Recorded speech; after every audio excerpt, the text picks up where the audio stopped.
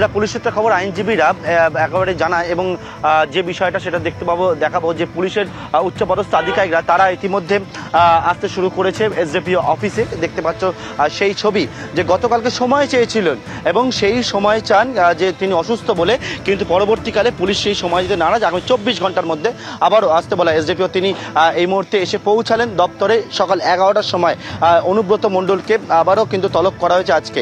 দেখতে পাচ্ছ যে বোলপুরের এসডিপিও রিকি আগরওয়াল তিনি এসে পৌঁছালেন এবং তার দপ্তরে ইতিমধ্যে প্রবেশ করলেন।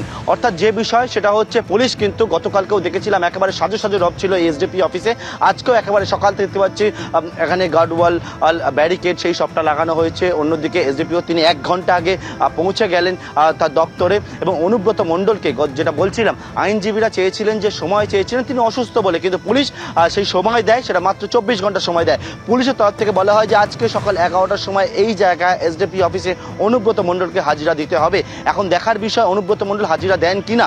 যদি অনুব্রত মণ্ডল হাজিরা দেন তাহলে যেটা দেখার বিষয় সেটা হচ্ছে পুলিশ কি পদক্ষেপ নেয়। যদি অনুব্রত মণ্ডল আজকেও হাজিরা না দেয় তাহলে বা পুলিশ কি পদক্ষেপ নেয় সেই বিষয়ে দেখার বিষয়। কারণ হচ্ছে ইতিমধ্যে গত পরশু দিনকে যখন এফআইআর হয় তখন বোলপুরের এসপি তিনি জানিয়েছিলেন কড়া ব্যবস্থা নেওয়া হবে এবং আইনানুগ ব্যবস্থা নেওয়া হবে, এবং সেই আইনানুগ এবং কড়া ব্যবস্থা নেওয়ার কথা বলার পরেই আমরা দেখি আধ ঘন্টার মধ্যে নোটিশ চলে যায় একেবারে যে পরের দিন কি অর্থাৎ কালকে এসডিপি অফিসে এসে হাজিরা দেওয়ার জন্য, কিন্তু অনুব্রত মণ্ডল হাজিরা এড়ান। তার বদলে আমরা কি দেখি যে বাড়ি থেকে 2-2.5 কিলোমিটার দূরে এই যে এসডিপি অফিস সেখানে তিনি এলেন না।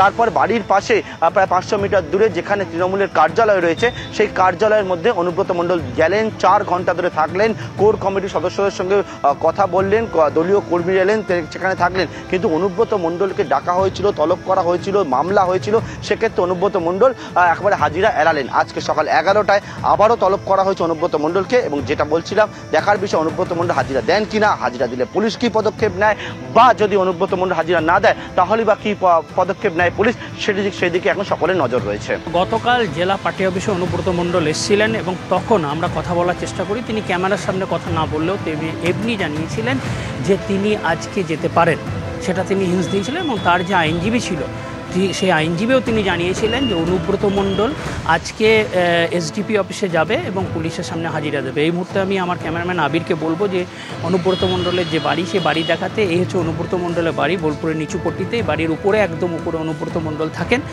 এবং যেটা জানা যাচ্ছে যে আজকে 11টার পর অনুব্রত মণ্ডল এসডিপিও অফিসে যেতে পারেন। তার যে এখানে নিরাপত্তারক্ষী তাদের সঙ্গে আমরা কথা বলেছি, নিরাপত্তার এখনও পর্যন্ত কিন্তু আমরা লক্ষ্য করছি যে কোনো রকম অর্থাৎ অনুব্রত মণ্ডল বেরোবার আগে যে প্রস্তুতি থাকে সেই প্রস্তুতি কিন্তু এখনও পর্যন্ত নেই। কিন্তু নিরাপত্তারক্ষীর সংখ্যা কিন্তু গতকালের থেকে অনেকটাই বেড়েছে। গতকাল আমরা দেখেছিলাম 1 জন বসেছিলেন, আজকে দেখছি আমরা 3 জন এখানে নিরাপত্তারক্ষী বসে রয়েছেন।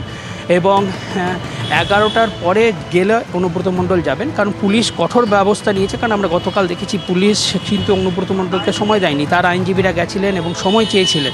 সোমবার পর্যন্ত সময় চাওয়া হয়েছিল বলে আমরা জানতে পেরেছি, কিন্তু 2 ঘন্টার মধ্যেই অনুব্রত মণ্ডলকে প্রথমে তৃণমূলের জেলা পার্টি অফিসে, পরে তার বাড়িতে নোটিশ পাঠানো হয় এবং তাকে বলা হয় আজকে যেন অবশ্যই 11টার মধ্যে যায়, এবং তার প্রস্তুতি শুরু হয়ে গেছে।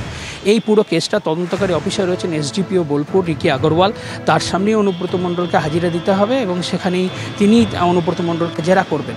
এবার একাধিক বিষয় উঠে আসছে যে কে ফোন করেছিল, প্রথম ফোনটা কে করেছিল, দ্বিতীয় ফোনটা কে করেছিল, সেটা নিয়েও বিতর্ক তৈরি হয়েছে। কারণ একটা সূত্রে জানা যাচ্ছে যে অনুব্রত মণ্ডল প্রথম ফোন করেছিলেন, তারপরে দ্বিতীয় ফোনটা কি কে করেছিল সেটা এখনও পরিষ্কার নয়। তাই পুরো বিষয়টি এখন তদন্তের মধ্যে রয়েছে এবং পুলিশ তদন্ত শুরু করেছে। আজকে অনুব্রত মণ্ডলের যাওয়ার একটা সম্ভাবনা রয়েছে।